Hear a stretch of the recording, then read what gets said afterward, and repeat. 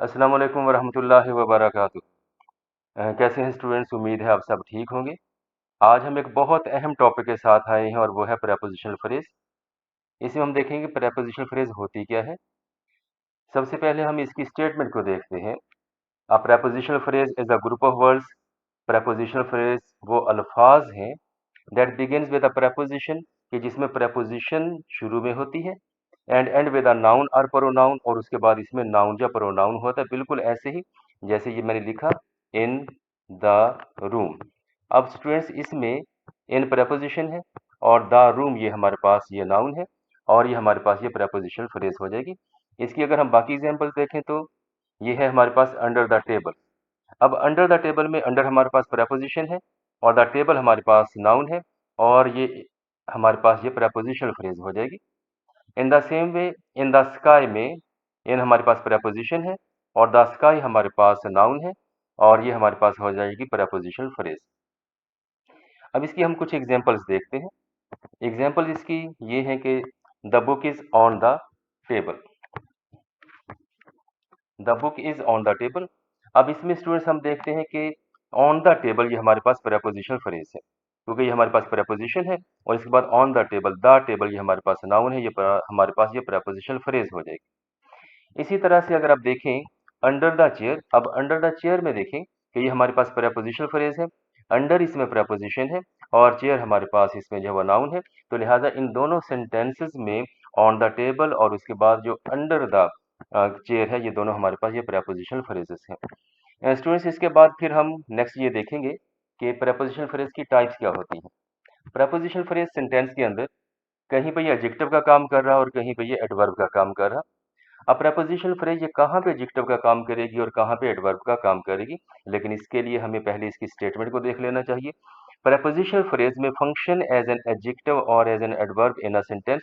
Prepositional phrase sentence के अंदर अपने प्लेस के लिहाज से, अपने रोल के लिहाज से ये एडजेक्टिव भी हो सकती है और फिर ये एडवर्ब भी हो सकती है। जैसे अब हमारे पास ये है एडजेक्टिव फ्रेज। अब एडजेक्टिव फ्रेज में देखें एडजेक्टिव फ्रेज क्या होता है। When a prepositional phrase modifies a noun it is called an adjective phrase. जब प्रेपोजिशनल फ्रेज किसी नाउन को मॉडिफाई करेगी तो वो एडजेक्टिव फ्रेज होगी। इसके लिए हमें पहले इसकी जो है वो एग्जांपल्स को अच्छे से देख लेना चाहिए। A boy from England won the race. अब यहाँ पे अ बॉय ये हमारे पास नाउन है, फ्रॉम इंग्लैंड ये प्रपोजिशनल फ्रेज है क्योंकि ये हमारे पास प्रपोजिशन है फ्रॉम, और इंग्लैंड हमारे पास नाउन है। और फ्रॉम इंग्लैंड ये किसके लिए है? ये इस बॉय के लिए है। तो इसका मतलब क्या हो गया कि ये हमारे पास क्या है, ये प्रपोजिशनल फ्रेज है। जैसे ये हमारे पास नाउन आ गया और नाउन के बाद फिर आगे हमारे पास प्रपोजिशनल फ्रेज है और ये प्रपोजिशनल फ्रेज किसके लिए है? ये इस नाउन को मॉडिफाई कर रही। तो इसका मतलब यह है कि ये फिर हमारे पास ये एडजेक्टिव फ्रेज हो जाएगा।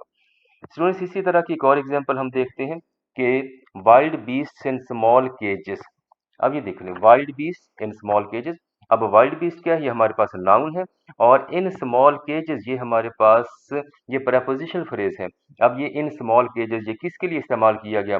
ये वाइल्ड बीस्ट के लिए यूज किया गया। तो इसका मतलब फिर ये हो गया कि इन स्मॉल केजेस ये हमारे पास ये एडजेक्टिव फ्रेज है। इसके बाद ये हमारे पास एग्जाम्पल है नंबर 3। अब इसमें देखें स्टूडेंट्स कि ये है हमारे पास a man without an enemy is a man with few friends. अगर हम इसका एनालिसिस करें तो अ मैन क्या है? ये हमारे पास नाउन है और विदाउट एन एनिमी ये किसके लिए है? ये इस मैन के लिए है। और चूंकि ये मैन नाउन है और ये विदाउट एन एनिमी ये प्रपोजिशनल फ्रेज है, तो ये हो जाएगी हमारे पास ये एडजेक्टिव फ्रेज हो जाएगी। इसी तरह से अगर हम देखें विद फ्यू फ्रेंड्स, ये है अ man with few friends. A man क्या है? ये नाउन है और विद फ्यू फ्रेंड्स ये हमारे पास प्रपोजिशनल फ्रेज है। ये प्रपोजिशनल फ्रेज किस तरह से है स्टूडेंट्स? ये देखें ये हमारे पास विद और उसके बाद फ्यू फ्रेंड्स ये हमारे पास नाउन, और ये विद फ्यू फ्रेंड्स ये किसको मॉडिफाई कर रहा? ये मैन को मॉडिफाई कर रहा। तो इसका मतलब ये है कि ये फिर हमारे पास ये एडजेक्टिव फ्रेज हो जाएगी। इसके बाद हमारे पास नेक्स्ट है वो है एडवर्ब फ्रेज। अब एडवर्ब फ्रेज क्या होती है? इसके लिए हमें पहले इसकी स्टेटमेंट को देख लेना चाहिए। When an prepositional phrase, when a prepositional phrase modifies a verb, it is called an adverbial phrase। और जब कोई prepositional phrase है वो किसी वर्ब को मॉडिफाई कर रही तो वो एडवर्ब फ्रेज कहलाएगी। इसकी अगर हम एग्जांपल देखें, honesty is written on his face.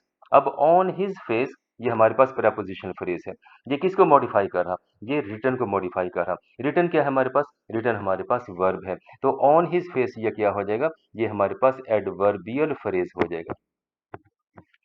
इसी तरह से the played at national stadium. अब ये प्लेड, प्लेड क्या हमारे पास? ये वर्ब है। एट नेशनल स्टेडियम ये क्या हमारे पास? ये प्रेपोजिशनल फ्रेज है। और अब यहाँ पे ये जो प्रेपोजिशनल फ्रेज है ये इस वर्ब प्लेड को मॉडिफाई कर रही, तो इसका मतलब ये हो गया कि ये हमारे पास ये हो जाएगी एडवर्ब फ्रेज हो जाएगी। स्टूडेंट्स इसके साथ फिर आप ये तीसरी एग्जांपल देखें। ही रैन इनटू द रूम। अब रैन हमारे पास क्या है? रैन हमारे पास ये वर्ब है। और into the room, into the room, into the room ये हमारे पास ये प्रेपोजिशनल फ्रेज है। ये प्रेपोजिशनल फ्रेज ये किसको मॉडिफाई करी? ये इस रैन को मॉडिफाई करी। और रैन क्या है? रैन हमारे पास वर्ब है। तो इसका मतलब ये है कि इनटू द रूम ये हमारे पास ये एडवर्बियल फ्रेज हो जाएगी। इसके बाद स्टूडेंट्स ये हमारे पास एग्जाम्पल नंबर 4 है। एग्जाम्पल नंबर 4 में ये देख लें, ही डाइव्ड इनटू द रिवर। अब डाइव्ड क्या है? ये हमारे पास वर्ब है।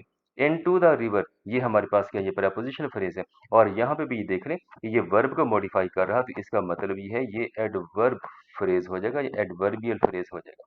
तो स्टूडेंट्स ये आज हमने इसके बारे में पढ़ा कि प्रेपोजिशनल फ्रेज क्या होती है, और इसके बाद ये कि इसकी टाइप्स कितनी होती हैं। हमने इसकी टाइप्स भी देख ली, और इसके बाद ये कि ये हमने इसकी एक्टिविटी भी कुछ कर ली। तो स्टूडेंट्स इसके साथ ही हमारा आज का टॉपिक जो है वो ख़त्म होता है। और आज का टॉपिक हमारा बहुत अहम टॉपिक था, और वो था कि प्रेपोजिशनल फ्रेज क्या होती है। स्टूडेंट्स हमने प्रेपोजिशनल फ्रेज की डेफिनेशन देखी है, इसकी हमने एक्टिविटी की है, इसके बाद फिर हमने इसकी टाइप्स देखी हैं, एडजेक्टिव फ्रेज और एडवर्ब फ्रेज। अब उम्मीद है कि आपको अच्छे से समझ आ गया होगा। इंशाल्लाह बहुत जल्द मिलेंगे किसी और टॉपिक पे, और तब तक के लिए खुदा हाफिज़।